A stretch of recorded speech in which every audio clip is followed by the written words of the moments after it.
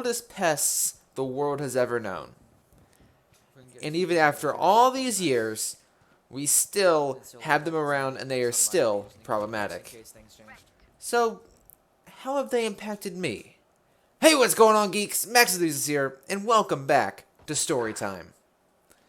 In this episode, we are talking about everyone's favorite rodent, the mouse. And some experiences I've had with them in the past few weeks. Because honestly, they have become more of a nuisance than anything else. So let's set the scene here. It's Easter Sunday. We are prepping for a decent Easter dinner. Gonna have a social distanced Easter dinner. It is my responsibility to bring potatoes up from the downstairs. However, before I do, I decided to sit down for a brief Empire War session. In case somebody needed to call upon me, I left my headset off so I could actually hear text messages or people talking to me. So, as I was sitting playing the game, I kept hearing this weird noise and I didn't really know what it was. Beside my desk, I had a stack of stuff on the floor I was going to clean up eventually. But I kept hearing it was mostly books and copy paper and stuff because I have a printer next to my setup. So usually it's mostly just stuff for that. But I kept hearing this weird, like, almost sucking noise. It sounded like someone was sitting over there, like, sipping on something. It was weird.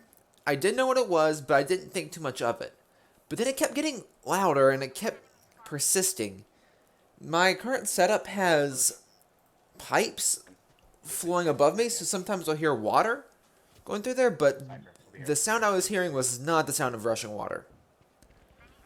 I eventually looked down to my right, and there's something on top of one of the stacks of copy paper. I couldn't really make out what it was in the dark, but I had an idea that it was alive, because I could see parts of it moving. So I reached over and turned on the light, and sure enough, bloody mouse. It really caught me off guard, and I didn't really know what to do. I didn't have anything on hand I could use to effectively catch or kill the mouse, but I knew I just couldn't just let this thing keep going. My first reaction was my trash can was empty, so I was going to try to take out I have one of those trash cans that has a separate piece that comes out. The part that you actually dump the trash into, that comes out so you can easily dump it.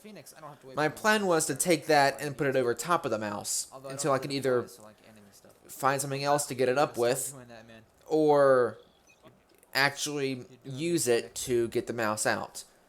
But by the time that I started moving, the mouse noticed me and then booked it underneath one of the pieces of furniture in my room. So that was wonderful.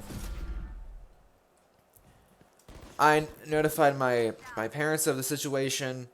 They didn't know what to do. My mom is incredibly squeamish of mice. Like, she has a major childhood fear of mice. And I understand that. So I didn't really want to get her too involved because she'd probably panic. But my dad gave me a broom and dustpan from the upstairs and said if it comes out, whack it. Voice line has a point. But we set traps around the downstairs, and we didn't really see too much of the mouse for the next few days until a handful of days later, one of the traps in the kitchen had gone off. I heard it, so I was going to go check on it, but the trap was missing. His elbow. We had set it behind like a cabinet thing where I have my microwave. So right behind there was the mouse trap. The sucker had triggered the thing so violently that the trap had physically moved from where we put it to underneath the cabinet. We got the mouse, but it took us a while. It took me a while to actually figure out where it went. But it worked out in the end. we got the first mouse. Keyword, Okay, there's still 2. first. Because usually when there's one mouse, they usually have brought their friends, and this one had. So, second mouse, I wasn't actually present for.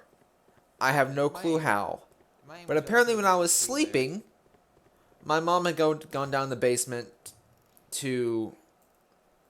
I don't even know what she was doing. One enemy remaining. But she had seen something in the hallway, and at first she didn't really know what it was. But once she turned on the light, it started moving. It was a mouse. She started screaming. And I have no clue how in the world I didn't hear her. But the mouse booked underneath one of the pieces of furniture in the living room area. Eventually, my dad arrived on the scene with a broom and dustpan, swept the mouse up, and tossed it out. Again, I have no bloody idea how I didn't hear all the chaos. My voice ain't doing great tonight. But that was second mouse. Oh, thank you. Third mouse. Thank you, mate. Third mouse happened sort of similarly to the first one. It was in my setup area for some reason. After the first mouse, I learned not to keep literally anything that could attract a mouse in here. Because beforehand, I kept like a couple like soda cans in the trash. Throw soda cans in the trash can. Would have soda cans and stuff sitting out, and then would throw them away when I was finished. But apparently, that was attracting mice. So there was nothing in here that a mouse would be interested in that I would know of. But eventually, it was my uncle's birthday, so we were going to do a social distanced birthday celebration for him. I was going to go get my phone to bring it upstairs so I can get some pictures, because they wanted me to take pictures to send to him. And I heard a noise. Ever since the first mouse, I had been on the lookout for weird noises, weird activity, that sort of thing. Well, as good as my But then I heard what sounded like a popping noise. It was like a crack. And then I look over, and here comes a mouse literally charging at me, and then it jumps in my trash can. It jumped up top, wriggled its way in, and that was it. I'm like, oh, that's gonna be easy. The second I pick up the trash can and take it out to dump it, it jumps out again and books it into the hallway. I was very confused. I followed it. It was right where Mom had said that the second one was, where she first saw the second one. But after it first appeared, it was gone and never saw it again. I eventually got my dad's attention again, like, hey, there's another mouse down here. We need to set some more traps. So when we went downstairs to do that again, I went back in here to make sure it didn't come back. I had my bag, my school bag in here, in this room, and the sucker came crawling out of that. But as gross as it was to have a mouse living in my bag, it provided us with a crucial piece of intel. Where the sucker was. And instead of being smart, it was like a young baby mouse. It booked it underneath a cabinet in here, in the same room. So we shut the door, and then started on our wild mouse chase. It moved from piece of furniture to piece of furniture, got underneath the carpet in here, but eventually we got it. I hit it over the head several times with the broom. Dad swept it into the dustpan. I swept it into the dustpan, and the two of us took it out. That was a weird experience, but it went better than the first couple, because no one got spooked, and it didn't take a period of several days to remove the thing. So a bit different. But Maybe they'll try A this time. the key thing to notice from this one was that it was young, and it was dumb. If it was an older mouse and a smarter mouse, the first sighting of it would have been the last. It would have gone into hiding, and we wouldn't have seen it again until it inevitably ended up in a trap. Or perhaps we would never see it again. Maybe it would die somewhere else or actually leave.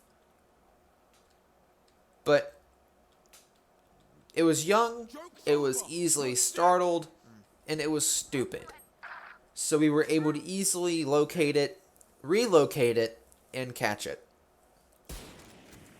Now, I agree that we should have had a more permanent solution than just tossing them in the woods, but again, they didn't bother us.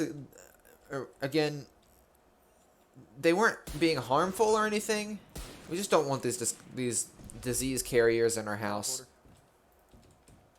They ruin food, they spread plague, that sort of thing. But we just toss them in the woods.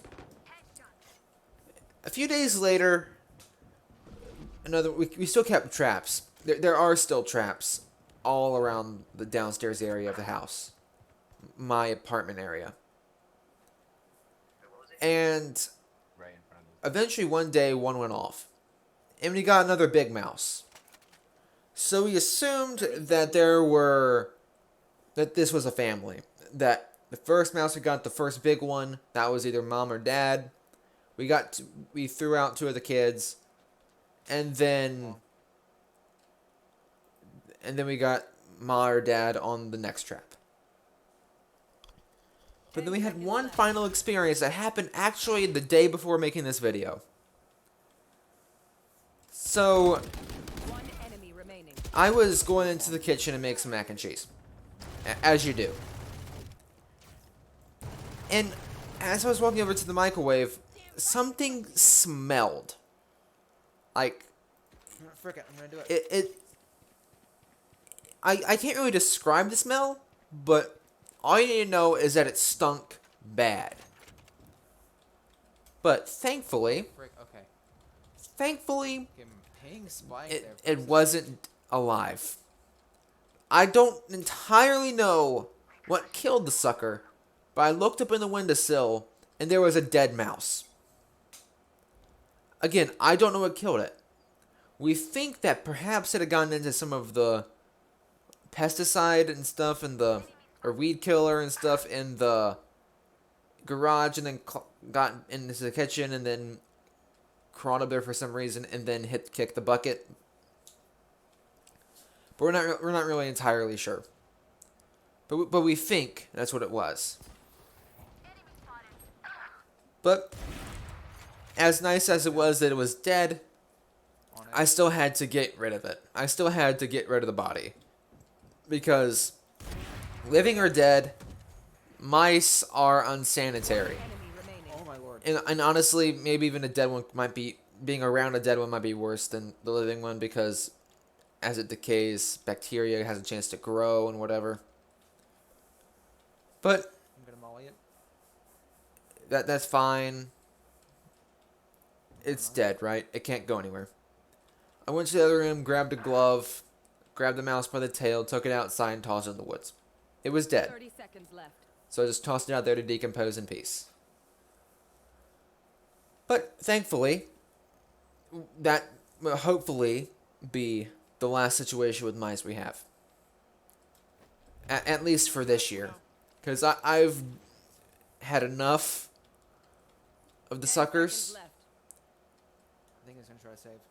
But Last honestly, player it could have been a lot worse. It could have been so much worse. So I'm just thankful that everything worked out with all of these situations in the end. But that brings me to ask you guys. Have you had any strange experiences with mice or other rodents or any other pests? If so, leave your comments in the comment section. I'd be interested in hearing y'all's At this point, stories. they'll expect me, Heaven. Thanks again for watching, guys, and as always, Maxusthebeast is out.